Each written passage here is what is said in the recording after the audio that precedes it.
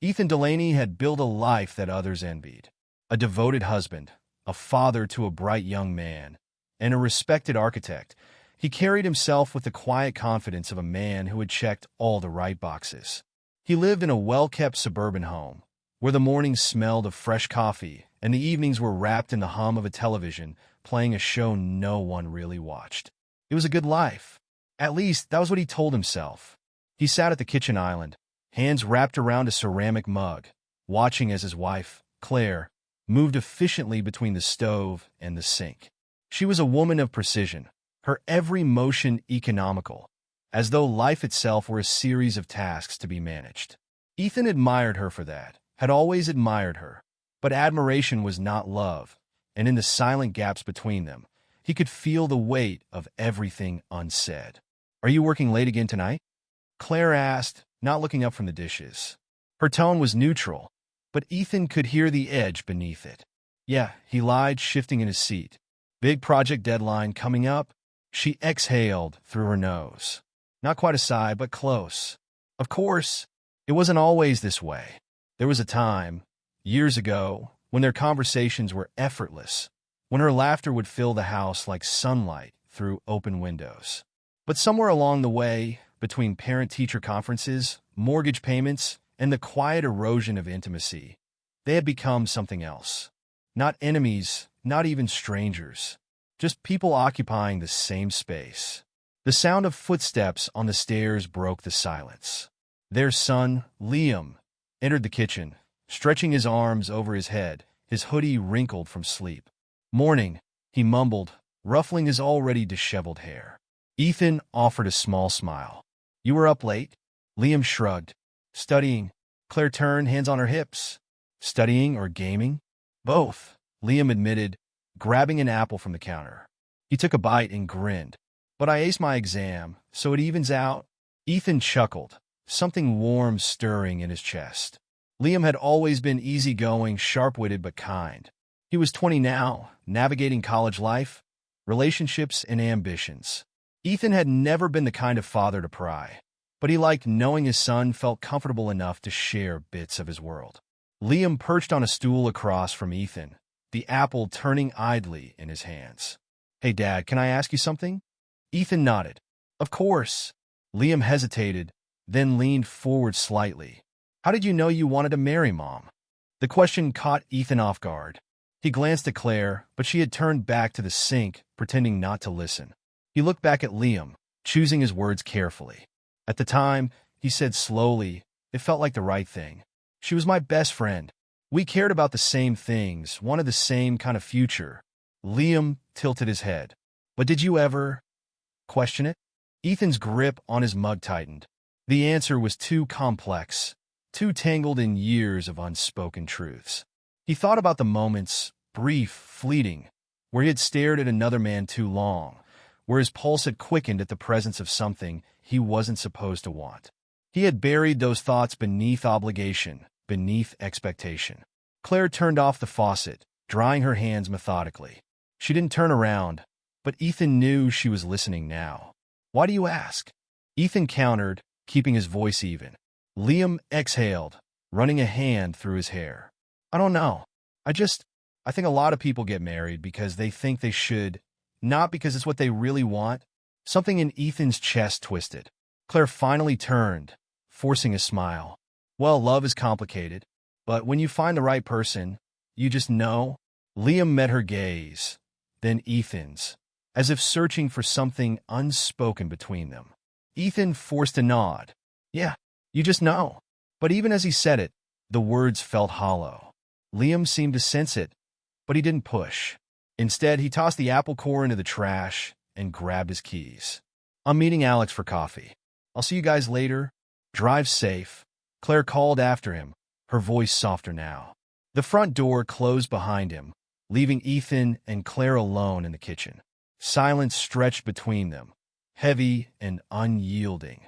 "You should go," Claire said finally. "You don't want to be late?" Ethan glanced at the clock. He still had time, but he nodded, pushing back his chair, the lie sitting heavy on his tongue. As he stepped outside, the crisp morning air filled his lungs, but it did nothing to ease the suffocating weight in his chest. He wasn't going to work, and for the first time in years, he wasn't sure he wanted to go home either. Ethan hadn't planned to see him again. It had been years, 15, maybe more, since their last real conversation, but as soon as he saw Jordan Parker's name flash across his phone screen, something inside him tightened. He had ignored it at first, let the call ring out, pretended it was nothing. But when the message came through, in town for a few days, let's grab a drink, Ethan hadn't thought. He had just typed sure and hit send. Now, sitting across from Jordan in the dim glow of a downtown bar, Ethan felt the years peeling away like old paint. The man in front of him was both familiar and different. His once boyish features had sharpened with time, his smile still easy, but now edged with something deeper. The stubble along his jaw was new, as was the confidence in the way he carried himself.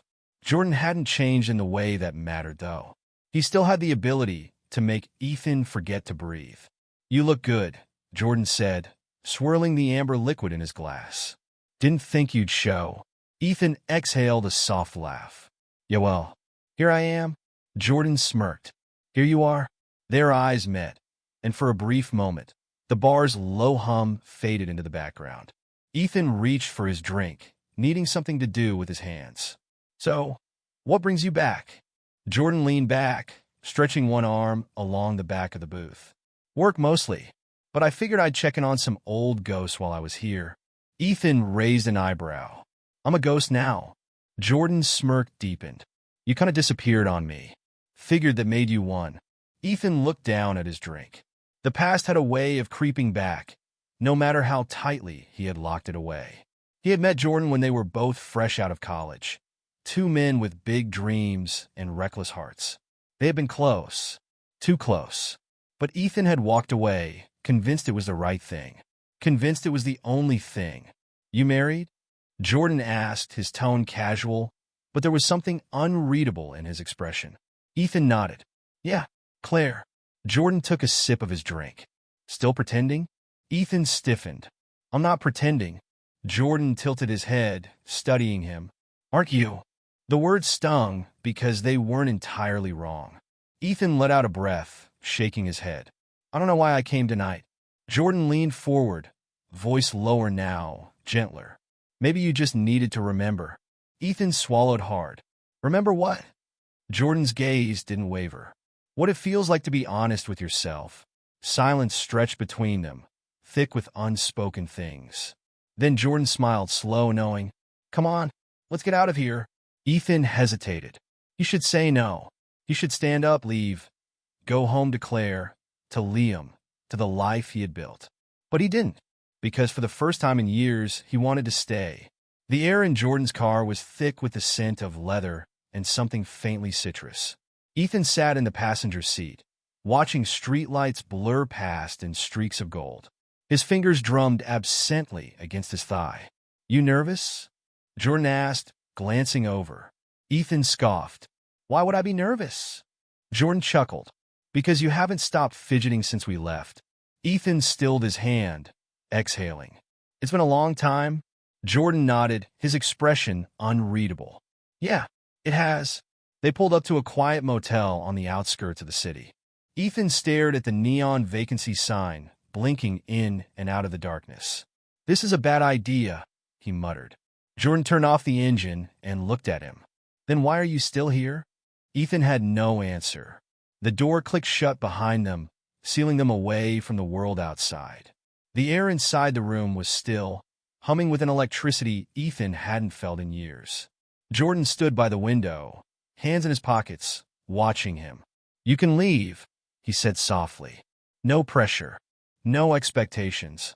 Ethan swallowed, his throat tight. "You don't get it," he said. "I spent years convincing myself that this," he gestured vaguely between them, "was just a phase." Jordan's eyes darkened. "And now?" Ethan ran a hand through his hair. "Now? I don't know." Jordan stepped closer, his voice quieter. "I think you do." Ethan closed his eyes. He thought of Claire, of Liam, of the life he was risking. Then he thought of himself, of the weight he had carried for so long, the exhaustion of pretending, the ache of wanting something he had never allowed himself to have. He opened his eyes. Jordan was right there, close enough that Ethan could see the faint freckles on his cheekbones, the subtle twitch of his lips as he waited. And for the first time in his life, Ethan let go. Ethan didn't go home that night. He told himself it was because he needed time to think, that walking through his front door with the scent of another man still clinging to his skin would be a cruelty too great to inflict upon Claire. But deep down, he knew the truth.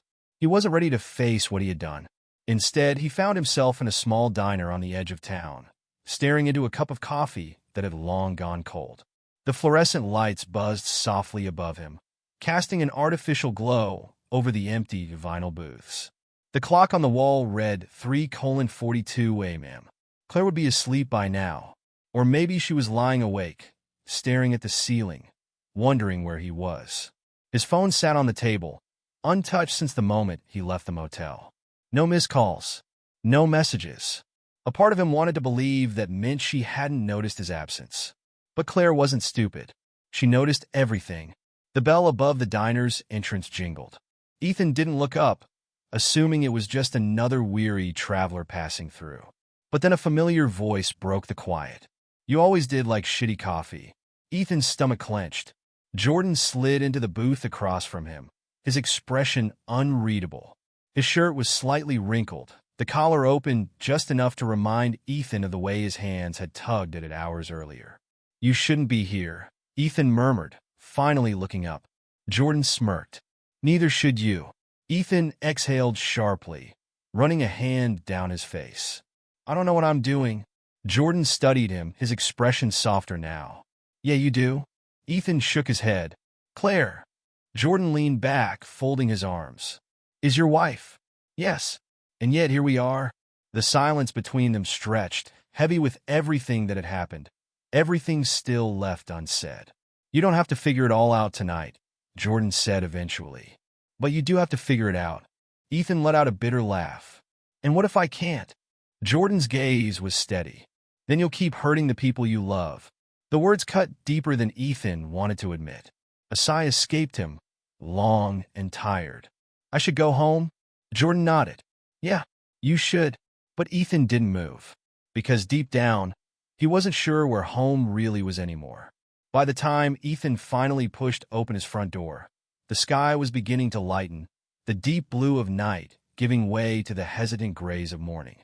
The house was silent, the kind of silence that felt thick, expectant. He placed his keys on the table as quietly as possible, shutting the door behind him. "Where were you?" The voice made him freeze. Claire stood at the base of the staircase, arms crossed over her chest. She was still in her pajamas, her hair slightly disheveled, but her eyes, sharp, unyielding, made it clear she had been waiting. Ethan swallowed. "Claire, Don't lie to me," she interrupted, her voice quiet but firm. The air between them pulsed, tense and unrelenting. "I wasn't at work," he admitted, his throat dry. He hesitated, then forced himself to say it. "I was with someone." Claire's face remained unreadable, but something flickered in her eyes, something that looked dangerously close to confirmation. "Who?" she asked. Ethan exhaled, his voice barely above a whisper. "Jordan." The silence that followed was deafening. Claire stared at him, her jaw tightening. "You're serious?" Ethan nodded. She let out a slow breath, stepping back as if needing distance. "So it's true then? The thing I've spent years trying to convince myself wasn't real." "Claire!" She held up a hand, stopping him. "I just need to know one thing, Ethan." Her voice trembled, but she steadied herself. "Was it just this once? Or has it always been him?" Ethan hesitated, but the damage was already done. Claire closed her eyes, letting out a small, humorless laugh. "God, I'm an idiot, aren't I?" "No," Ethan said quickly, shaking his head. "You're not." "Don't," she cut in. "Don't try to make me feel better about this." Ethan took a step forward, but she stepped back. "Claire, I never wanted to hurt you." "But you did," she said, her voice hollow. "And the worst part? I think I've known for a long time." Ethan felt his stomach drop. "What do you mean?" Claire's eyes met his, red-rimmed but steady. "I'm not blind, Ethan. I've seen the way you avoid certain conversations, the way you shut down whenever the subject of the future comes up. And now I know why. Ethan wanted to say something, to offer some explanation that would make this less painful, but there was nothing left to say. Claire swallowed, her voice softer now. Do you love him? Ethan's breath hitched. Did he? He didn't know if love was the right word, but he knew that being with Jordan had felt right in a way nothing else ever had. And that, more than anything, was the answer. Claire saw it in his face before he could even speak. She let out another shaky breath, nodding to herself. Okay. Ethan frowned. Okay. Claire met his gaze one last time before turning toward the staircase. I'll figure out what that means in the morning. And just like that, she was gone, leaving Ethan alone in the quiet house that no longer felt like home. Ethan sat in his car outside the house, the engine still running, his hands gripping the steering wheel so tightly his knuckles turned white. The glow of the porch light painted long shadows across the driveway, stretching toward him like accusing fingers. He could see Claire through the front window, moving through the living room with the practiced ease of someone who had done this routine 1,000 times before. She didn't know. Not yet. But she would. The weight of what he had done pressed down on him, suffocating. He had spent the night in another man's arms. And no matter how many times he told himself it wasn't just about desire, it didn't change the betrayal. The worst part was that, for the first time in years, he had felt alive. He killed the engine and stepped out, the chill of the night air doing little to clear his mind. Every step toward the front door felt heavier than the last. When he finally pushed it open, Claire looked up from where she stood folding a blanket on the couch. You're late, she said, her voice neutral. Too neutral. Ethan swallowed. Yeah, He hesitated. The lie sat at the tip of his tongue, waiting, easy, familiar. But something inside him recoiled at the thought of adding another layer to the years of deception. Claire tilted her head, studying him. Ethan? What's wrong? Everything. He set his keys down on the entryway table, inhaling deeply. We need to talk. Something in Claire's expression flickered. Just for a second. A quiet recognition. A slow-building dread. She set the blanket down and crossed her arms, her stance bracing for impact. Okay, she said carefully. Then talk. Ethan opened his mouth, but the words refused to come. How did he even begin? I cheated on you. I've been lying to you. I think I've been lying to myself, too. The silence stretched too long. Claire's expression hardened. Ethan, just say it. I wasn't at work, he admitted, his voice hoarse. I met someone from my past. Claire's breath caught. Someone, she repeated, the weight of the word hanging between them. Ethan nodded slowly, his gaze dropping. His name is Jordan. Claire blinked. And then, as if the truth took an extra second to settle, her expression twisted. Not just with shock, not just with hurt, but with something deeper. A realization. Her voice, when she spoke again, was barely above a whisper. It's not the first time, is it? Ethan's chest tightened. He shook his head. No. Claire inhaled sharply, turning away, as if she couldn't bear to look at him. He could see the way she clenched her jaw, how her hands curled in a fist before she forced them open again. How long? She asked. Not like this, Ethan said quickly. Not physically, but I think I've always known. Claire let out a short, bitter laugh. Jesus, Ethan. She turned to face him again, and this time, her eyes burned. Do you have any idea what it's like? To spend years wondering why your husband feels like a stranger? To feel like you're the only one trying? He did, and it destroyed him. I never wanted to hurt you, he said, and the words felt hollow the moment they left his lips. But you did, Claire snapped. You lied to me. You built a life with me knowing that there was a part of you I would never have. Ethan closed his eyes, exhaling slowly. I thought I could be the man you deserved. I thought I could be happy in this life. And now, his silence was the only answer she needed. Claire's shoulders sagged, the fire in her eyes dimming into something else. Defeat. Grief. What happens now? She asked, her voice quiet. Ethan shook his head. I don't know. For the first time in years, he truly didn't. Ethan had expected anger, shouting, accusations. But when they told Liam, together, because even now, Claire refused to let their son feel like he had to pick a side. He just sat there, staring at his father as if trying to see something in him he had never noticed before. "So you're gay?" Liam asked finally. His voice was measured, careful. Ethan hesitated, then shook his head. "I don't know if it's that simple." Liam exhaled through his nose, nodding slowly. Okay.